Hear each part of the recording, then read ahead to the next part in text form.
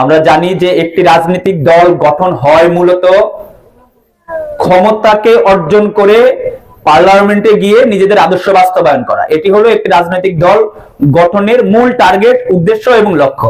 সেটা যে কোনো রাজনৈতিক দল হতে পারে। কিন্তু এই ক্ষমতা গ্রহণ এবং অর্জনের প্রক্রিয়া দুটি।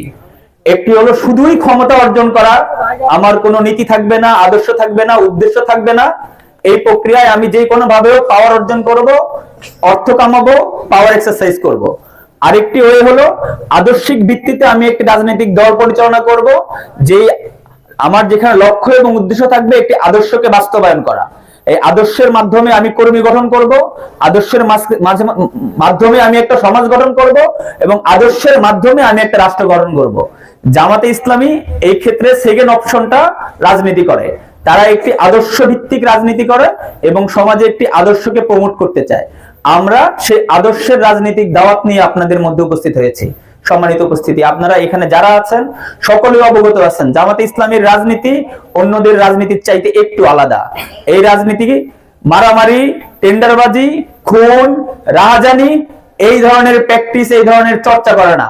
জামাত ইসলামী একটি আদর্শের রাজনীতি করে, যে আদর্শটা আমরা পেয়েছি হযরত মুহাম্মদ সাল্লাল্লাহু আলাইহি সাল্লাম এবং আমাদের সাহাবায়ে কেরামের যে দেখানো পথ, যে মতাদর্শ, যেই সিলসিলা, সেটিকে অনুসরণ করে।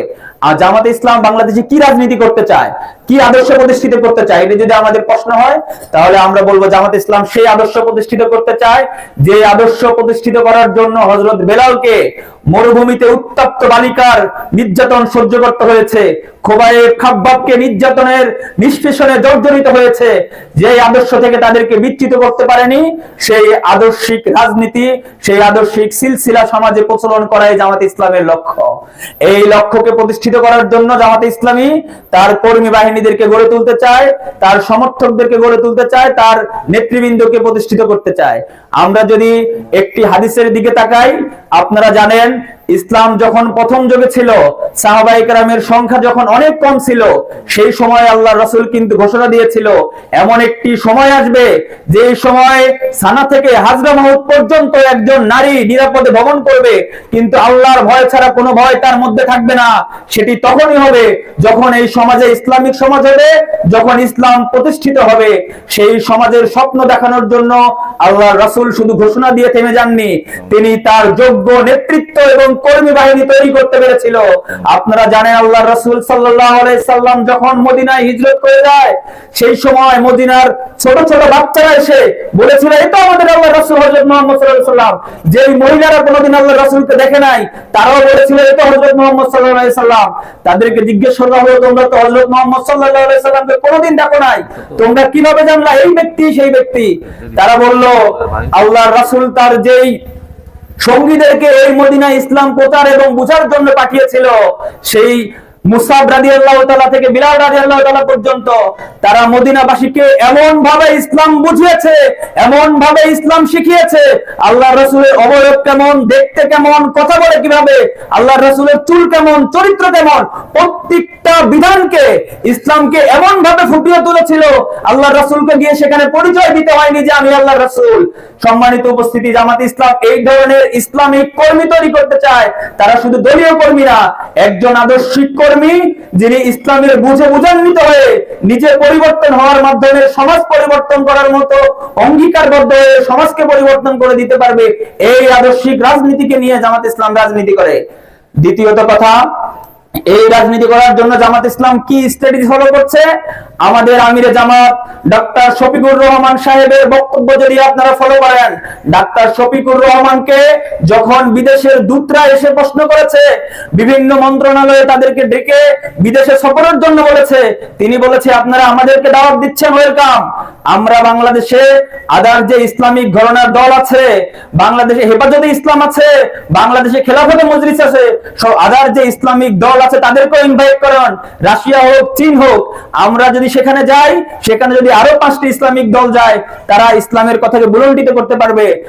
আপনারা দেখেছেন গত কয়েকদিন আগে তাবলিগ জামাতের একটি অনুষ্ঠান নিয়ে, তাবলিগ জামাতের যে বিশ্ব ইস্তেমা নিয়ে মারামারি হয়ে খুনাখুনি হয়েছে, সামাজিক একটা অংশ আমরা অনেকেই বলতে শুনছি তাবলিগ লীগ নামে পরিচিত, তারা সমাজে ভাঙনের রাজনীতি করছে।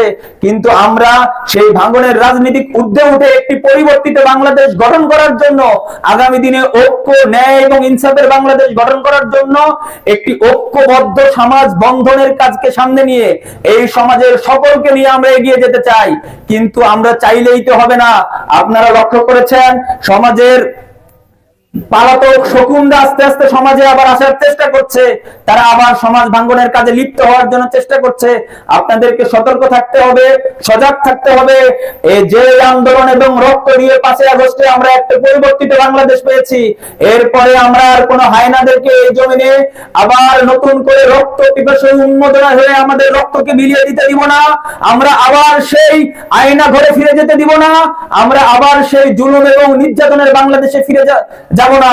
আমরা একটি পরিবর্তিত বাংলাদেশ গঠন করার জন্য আগামী দিনে আমাদের জাতীয় নির্বাচন সামনে আছে।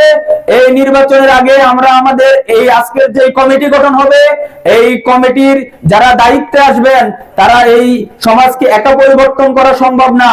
আপনাদেরকে সাথে নিয়ে আপনাদের সকলের সহযোগিতায় এই সমাজকে পরিবর্তন করতে হবে। আপনারা সকলে জামাতে ইসলামের আগামী দিনের পথ চলার সঙ্গী হতে প্রস্তুত আছেন তো ইনশাআল্লাহ?